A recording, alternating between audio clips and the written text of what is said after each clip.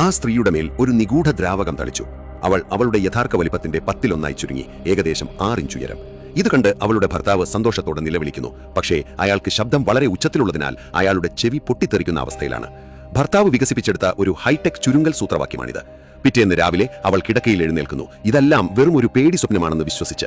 പക്ഷേ അവൾ വാതിൽ തുറക്കുമ്പോൾ ഭർത്താവിന്റെ മുഖം ഒരു പർവ്വതം പോലെ ഉയർന്നു വരുന്നത് കണ്ട് അവൾ ഭയന്നു. അപ്പോഴാണ് അവൾ ശരിക്കും ചുരുങ്ങിപ്പോയതായി അവൾ മനസ്സിലാക്കുന്നത്. അവൾ ഉടൻ തന്നെ ഒരു മേശക്കടിയിൽ ഒളിക്കാൻ ശ്രമിക്കുന്നു. പക്ഷേ അവളുടെ താഴെയുള്ള നിലം പെട്ടെന്ന് വിണ്ടുകയറുന്നു. അപ്പോഴാണ് അവൾ യഥാർത്ഥത്തിൽ ഒരു പാവക്കൂടിനുള്ളിലാണെന്ന് അവൾ മനസ്സിലാക്കുന്നത്. അവളുടെ ഭർത്താവ് അവൾക്കൊരു ചെറിയ മെഗാഫോൺ നൽകുകയും കഴിയുന്നത്ര ശബ്ദം താഴ്ത്തുകയും ചെയ്യുന്നു. അപ്പോൾ മാത്രമേ അവർക്ക് ശരിയായി ആശയവിനിമയം നടത്താൻ കഴിയുകയുള്ളൂ. മോശം വാർത്ത എന്തെന്നാൽ മറുമരുന്ന് വികസിപ്പിക്കാൻ കുറച്ചു ദിവസങ്ങൾ കൂടിയെടുക്കും. തികച്ചും സവിശേഷമായ ഒരു അനുഭവം അനുഭവിക്കാൻ അവൾക്ക് അവസരം ലഭിക്കുമെന്നതാണ് നല്ല വാർത്ത.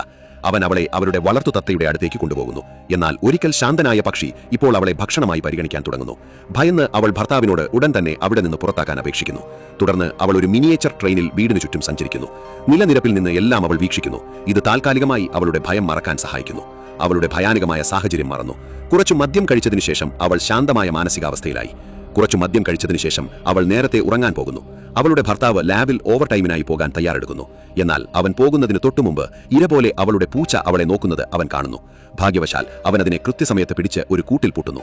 പിറ്റേന്ന് രാവിലെ അവൾ വീട്ടിൽ തനിച്ചായിരിക്കുമ്പോൾ ഭർത്താവ് ഉപേക്ഷിച്ച ചില കുറിപ്പുകൾ അവൾ കണ്ടെത്തുന്നു. തന്റെ ശരീരത്തേക്കാൾ വലിയ ഒരു റിമോട്ട് കൺട്രോൾ ഉപയോഗിച്ച് അവൾ TV ഓണാക്കി സമയം കളയാൻ തുടങ്ങുന്നു. ഒരു ദിവസം മുഴുവൻ കഴിക്കാൻ ഒരു പോപ്കോൺ കഷണം മതിയെന്നും ഒരു സോഫയുടെ വലിപ്പമുള്ള ഒരു ചോക്ലേറ്റ് ബാർ പോലെ തോന്നുന്നുവെന്നും അവൾ കണ്ടെത്തുന്നു.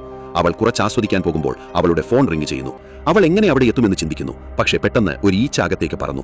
ഈച്ച പാവക്കൂടിലേക്ക് പ്രവേശിക്കുന്നു. പരിഭ്രാന്തിയും ഭയവും കൊണ്ട് അവൾ ഒരു അടുക്കള കത്തിയെടുത്ത് പുറത്തേക്ക് കടക്കാൻ മതിൽ മുറിക്കാൻ ശ്രമിക്കുന്നു. പക്ഷേ അവൾ അബദ്ധത്തിൽ മേശയിൽ നിന്ന് വീഴുകയും ഒരു കപ്പിൽ തട്ടി വീഴുകയും ചെയ്യുന്നു.